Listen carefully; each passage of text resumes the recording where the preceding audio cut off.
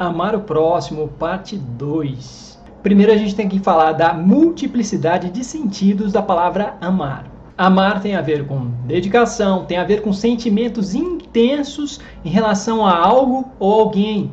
Em muitos casos a pessoa não está podendo se dedicar ao que ela ama, porém ela continua tendo esse sentimento intenso em relação a essa pessoa ou a essa coisa que ela diz que ama, que ela sente que ela ama. E esse sentimento intenso tende a adquirir uma certa perenidade. E existem várias formas de amar, desde as formas mais egoístas até as menos egoístas ou mais altruístas. O sujeito, por exemplo, está dizendo que ama frango. Ele ama frango para o bem do frango?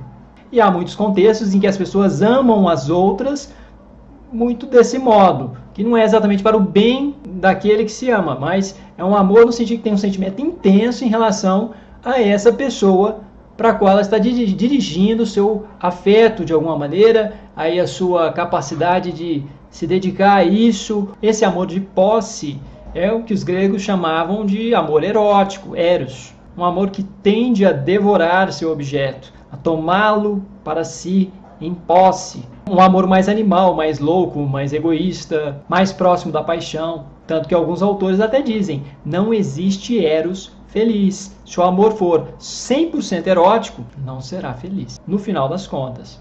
Na primeira parte, em relação a amar o próximo como a si mesmo, algumas pessoas fizeram a seguinte interpretação. E isso diria respeito a não fazer aos outros o que você não gostaria que fizessem a você, ou fazer aos outros o que você gostaria que fizessem a você. Temos aí uma regra moral de ouro presente em várias culturas e tradições. Porém, penso que uma melhor escrita dessa mesma regra seria mais ou menos assim: coloque-se no lugar dos outros. Porque no primeiro caso, não fazer aos outros o que você não gostaria que fizessem a você, toma a si mesmo como referência, toma ao próprio ego como referência.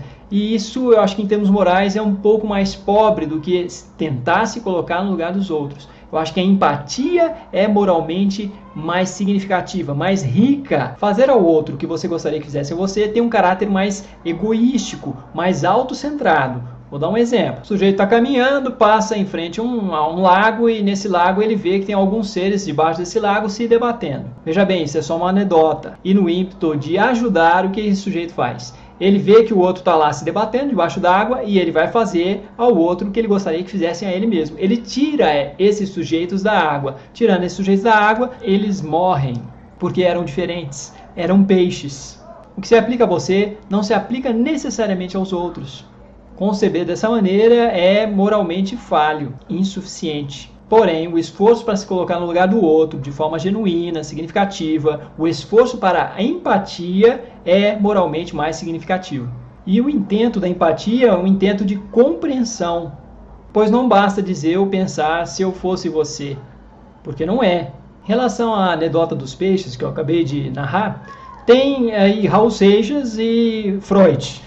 Há uma canção de Raul Seixas, da qual não me lembro o nome agora, que tem um verso assim: o auge do meu egoísmo é querer ajudar. Meio paradoxal, mas com Freud talvez fique um pouco mais claro. Para Freud, o que é originário é o próprio ego. Sempre nos tomamos como referência para tentarmos compreender o outro, tentarmos sentir o que o outro está sentindo. E o sujeito, quando ajuda também de alguma forma, porque aquilo também de algum modo está fazendo bem para ele mesmo. Uma ação completamente desinteressada não existe nem para Freud, nem para Skinner, por exemplo.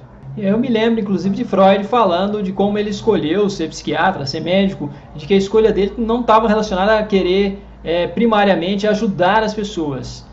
Ele afirmava que seu intento original era o de conhecer, primeiro conhecer para depois ajudar. E aí também é uma concepção filosófica clássica de primeiro julgar bem para fazer bem.